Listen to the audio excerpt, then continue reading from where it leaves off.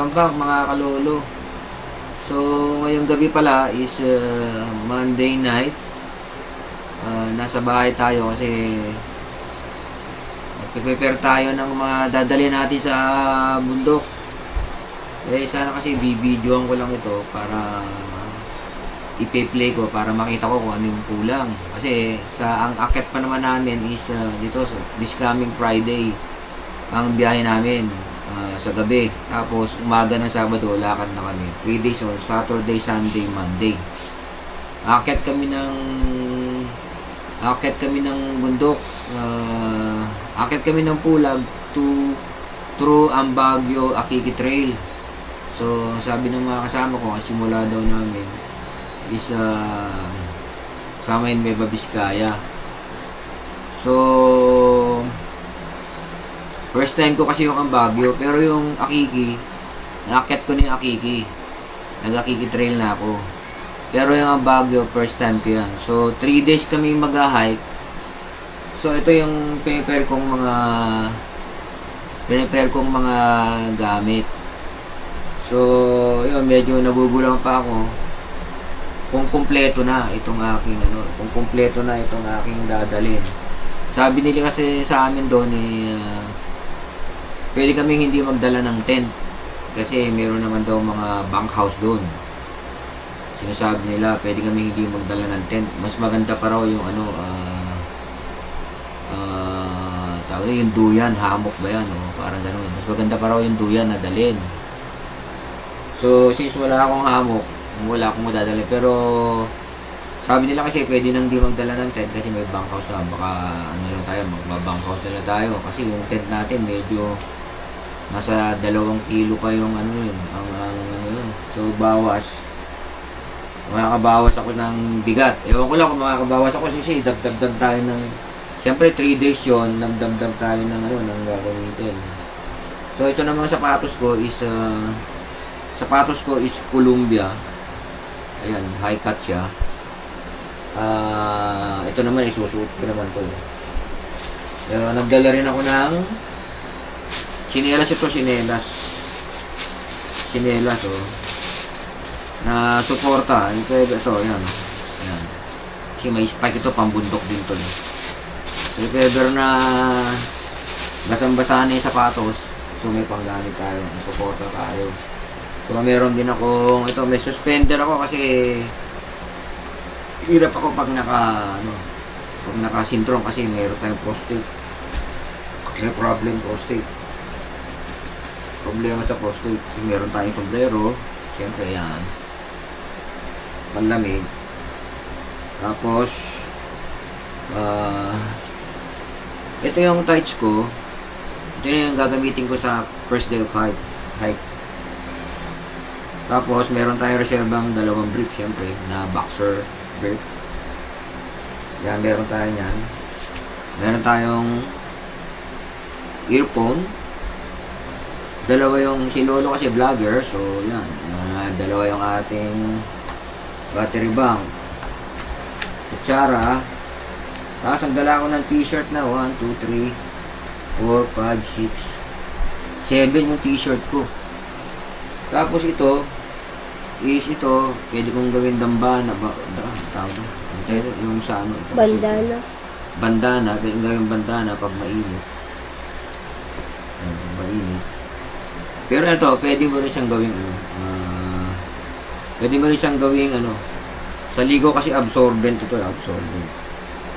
Pwede siyang mag-absorb. Pero gagawin kong bandana to. If ever na mainit ang panahon, pwede ko siyang gawing bandana. Pang pinaka-sombrero ko. So yan. So yung t-shirt, meron tayong t-shirt. Meron tayong extra na trail pants. Ito extra na trail pants. Ito yung gagamitin natin na trail pants.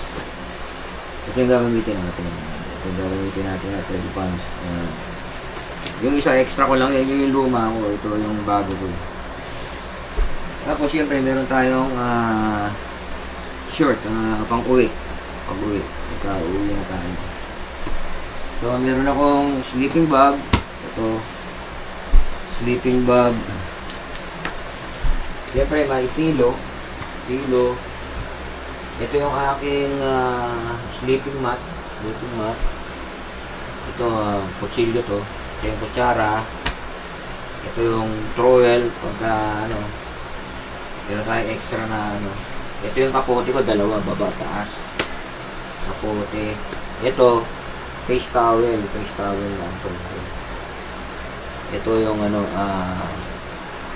guantes, emergency blanket, kit, emergency kit. Meron tayong para sa tuhod, knee support. Meron tayong extra meron ako extra flashlight, dala-dala ko to. If ever na magka-problema ako sa aking ito, yung ilaw ko sa ulo, head lang. Tapos bukod dito sa kapote ko, may kapote ko ito babataas ito. Meron pa ako nito, poncho. May poncho pa ako kasi basta extra lang yung extra. Ito naman yung aking stick ko to, tsaka ito yung pang-ihip ko ng hangin doon sa aking pang-ihip ko ng hangin doon sa ko. Kasi inflatable yung yung aking sleeping mat. Masarap siya tulugan. So, tapos, siyempre ito yung aking 60 liter na bag. Dito ko kakarga yan. So, may plastic na malaki para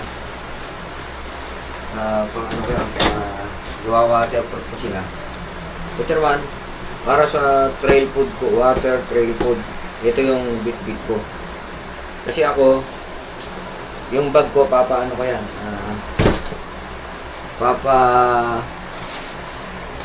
tawag dito? Yung bag ko is papa-porter natin kasi si Lolo, 65 years old na. Medyo sumasakit na yung balakang natin pagka bumibit-bit tayo. Plus, ito pa pala,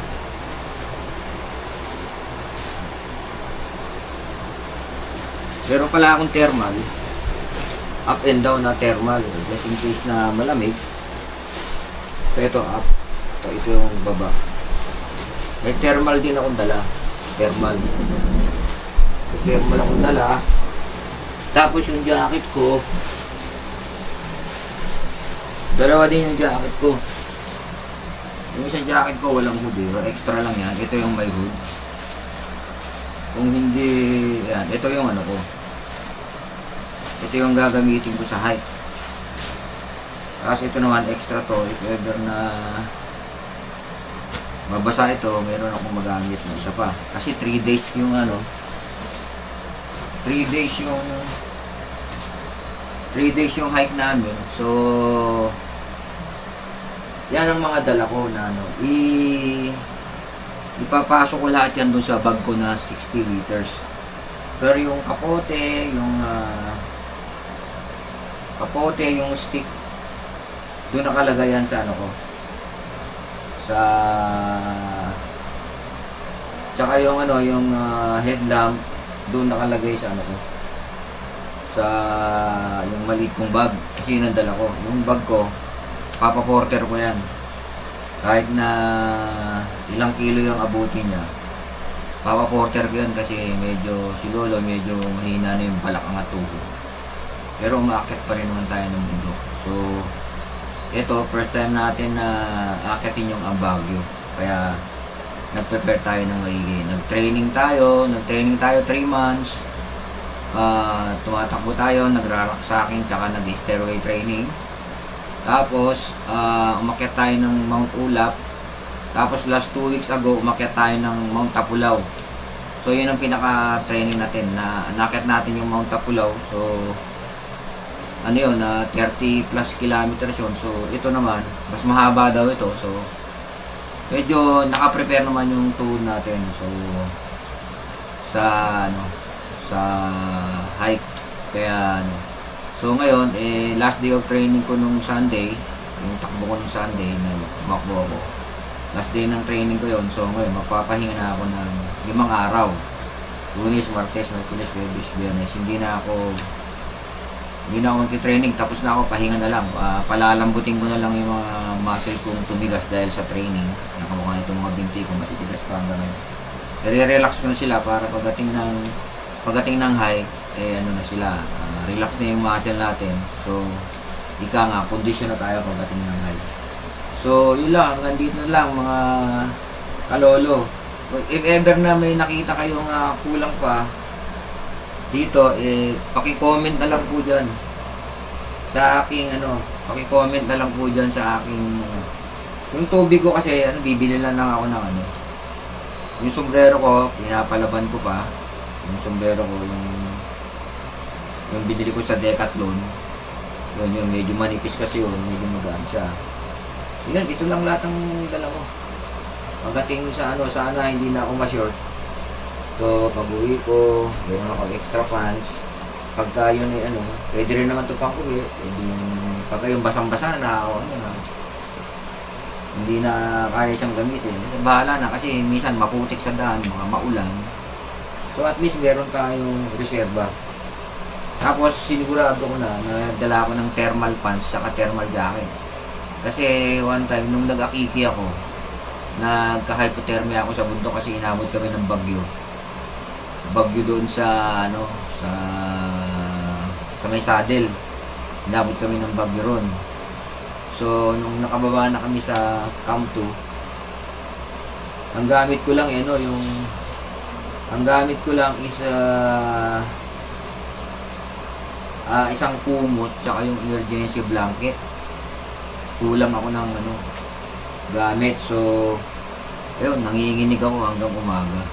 Pero nung umaga naman, naka-recover agad ako. Nung nakahigop na ng mainit na sabaw, at saka nung lumabas na yung araw, medyo nagkaroon ng init. Lumakas na naman si Lolo, umakyat uli kami ng sunod. So, ganun lang. Yung hypothermia pala, kung yung katawan mo naman walang medyo condition talaga yung katawan mo, madali ka lang makaka-recover. So, yun, share ko lang yung aking dadalhin sa aking hike sa Pulag through Ambagyo Akiki Trail. So yun. Bye bye. God bless.